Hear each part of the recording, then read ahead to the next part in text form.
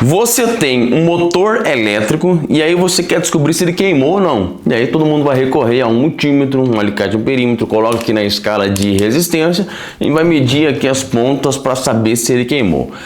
Ou você vai utilizar esse equipamento aqui, ó, que é um megômetro. Qual que é a diferença? Será que tanto faz?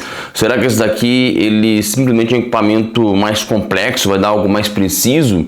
Será que realmente eu consigo medir com isso daqui? É o que eu vou mostrar para vocês aqui hoje nesse vídeo. Primeiramente, vamos entender aqui que o motor elétrico, dentro, ele tem cabos de cobre. Esses cabos de cobre que formam ali a bobina, eles não possuem uma isolação, né, igual o cabo que a gente utiliza na instalação elétrica com aquela capa de PVC. Ele tem apenas ali uma pequena película, né, que é um verniz que vai proteger que um cabo junto com o outro ali vire uma barra, né? Senão vai virar uma maçaroca de cobre ali e você não vai ter a função de bobina. Então, eles sim são isolados um com o outro. Mas essa isolação não seria o suficiente para isolar esse cabo da carcaça, né? Da parte de ferro aqui do motor, ou alumínio, dependendo do fabricante do motor. E aí para isso é colocado esses papelotes aqui que a gente chama para poder isolar essa bobina de cobre da carcaça aqui do motor. Porém, quando o motor esquenta demais, esse papelote, que é um material meio plástico ali, ele sim pode vir a derreter, né, danificar ali e gerar um contato entre essa bobina de cobre e a carcaça. E é isso que a gente fala que o motor queimou, porque agora você tem uma falta, né? Ou seja, tem uma fuga entre a eletricidade que está sendo aplicada no motor e a carcaça.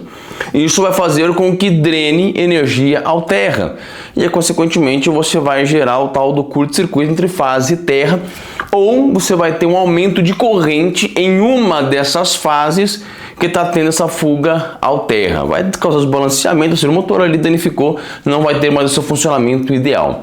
Mas e como é que eu identifico isso? Se é fuga, se eu pegar um multímetro, um alicate de perímetro, né, e coloco na escala de tensão entre fase e terra, eu vou conseguir saber qual que é a tensão que está sendo aplicada, ok? Agora, como é que eu descubro uma fuga de corrente?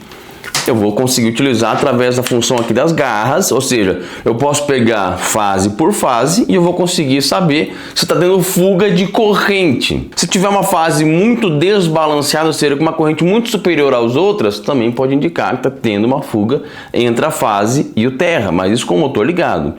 Só que aí você ligou o motor e o disjuntor já cai na hora, ou o inversor já desarma. E aí você quer ter certeza se ele queimou, não sem precisar abrir e olhar as bobinas se estão queimadas, porque você olhando internamente você vai bater o olho e você entendeu que a bobina queimou. Como é que eu faço essa medição? Vou colocar aqui em resistência e aí eu vou medir aqui entre uma das fases e a carcaça do motor. Porém, o multímetro ou o alicate amperímetro vai aplicar aqui algo de 3 volts, ok? E isso daqui não vai ser o suficiente para a gente ter realmente uma certeza de como é que está a isolação. Porque lembram que a tensão elétrica é o que rompe a barreira da isolação. Por isso que você tem isoladores que trabalham com diferentes tensões. Tem isoladores para trabalhar com até 1000 volts, tem isoladores para trabalhar com até 13.400 volts e assim por diante. Para cada tensão você tem um isolador diferente, porque quanto maior a tensão, mais facilmente os elétrons vão conseguir romper essa barreira da isolação. Então, mesmo que aqui a isolação tenha danificado esses 3 volts aqui, talvez não seja suficiente para você medir aqui entre a bobina e a carcaça e ele conseguir romper aquela isolação e identificar que realmente está queimado. Então você mede e aqui não acusa nada.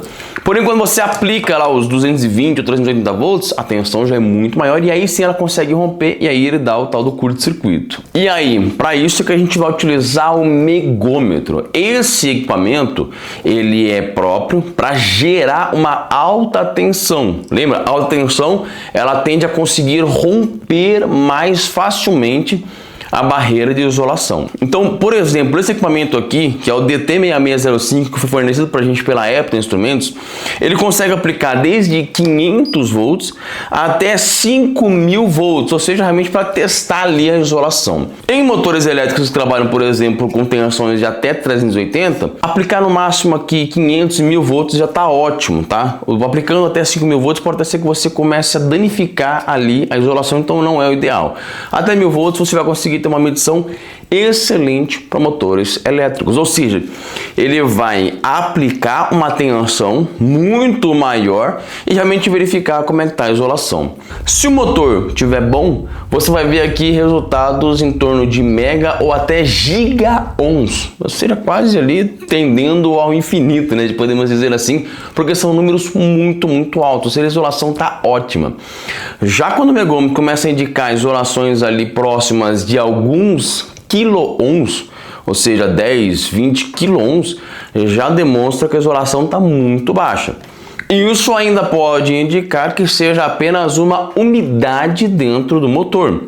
Já vi várias situações de pessoas condenarem motores elétricos, mandar para rebobinamento e o defeito era apenas umidade, ou seja, bastava colocar numa estufa, ele iria secar e pronto, estava resolvido. Já cansei de pegar isso daí e trazendo prejuízo inclusive para a empresa, porque mandava para rebobinamento, a empresa sequer rebobinava porque era só secar e acabava cobrando um ato aí de um rebobinamento real. Fica atento a isso. Agora o megômetro mostrando uma isolação muito baixa, pode sim ser que ele tenha danificado. E aí para isso, para ter uma verificação mais real, a ideal é abrir o motor e olhar as bobinas, verificar quais são os estados dela. Se tiver visualmente tudo ok, realmente pode ter sido apenas uma umidade, você coloca ela para secar e pode ser que resolva, ok? Normalmente, se tiver queimado, você vai conseguir visualizar algumas das bobinas ali bem queimadas, bem danificadas, indicando realmente que o motor sofreu um superaquecimento. Agora, se ele indicar algo muito próximo de zero, aí não tem nem o que perder tempo de abrir o motor, realmente é enviar ele para reparo. Pessoal, então essa é a diferença de você tentar usar um alicate em perímetro, um multímetro para fazer essa medição. Dificilmente você vai conseguir ter um resultado positivo, porque ou ele vai estar muito queimado e aí sim vai dar continuidade aqui, o que eu te garanto que é muito difícil, ou você utiliza um equipamento mais adequado, que sim é o megômetro, ok? Quem quiser adquirir esse equipamento aqui, eu vou deixar o link aqui embaixo, tá? É da Apple Instrumentos. Se você utilizar esse cupom aqui, ó, Eletricidade 10, você tem mais 10% de desconto. Esse daqui é um dos melhores do mercado, porque ele consegue aplicar até 5.000 volts, além de outras funções que ele faz aqui, como medir índice de absorção, índice de polarização, entre outros, tá? Então, e além de todos os equipamentos que ele vem, a caixa de suporte, tudo é excelente, tá? Então, quem quiser adquirir, eu vou deixar o link aqui embaixo. E agora, você está sabendo que esse sim é o equipamento ideal para poder realizar medições em motores elétricos. E lembrando, não só em motores elétricos. Se eu tenho, por exemplo, um painel onde eu tenho lá barramentos, eu quero saber se realmente aqueles barramentos estão adequadamente isolados em relação à carcaça do painel, é o mesmo equipamento que eu vou utilizar. Isso a gente pode mostrar no próximo vídeo. Deixa um comentário aqui se você quiser ver. E não se esqueça, se inscreva aqui no canal, deixa aquele like, acho que esse vídeo vale um like aqui, e eu te aguardo no próximo vídeo.